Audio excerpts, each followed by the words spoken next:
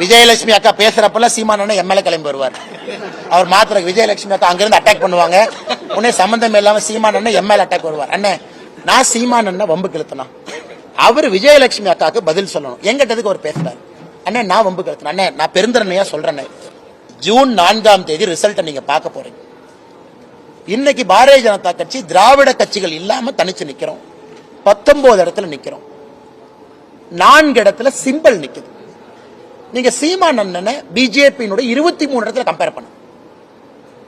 நான் சொல்வது பக்கத்துல சொல்ல -30% அவர் கொடுக்குறேன். நாங்க வாங்கின ஓட்டுல இருந்து 30% மைனஸ் பண்ணிக்கங்க.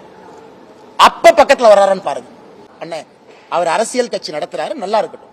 நான் அவரை கட்சி இழுத்து மூடுங்கலாம் நான் சொல்ல விரும்பல. இதே இதுக்கு முன்னாடி என்ன சொன்னாரு, மக்கள் நல கூட்டணியை விட 1 ஓட்டு அதிகமா வாங்குவேன். அண்ணன் யாரோ எடிட்டர் சரியா பிடிச்சாரு, கட்சியை கலைச்சு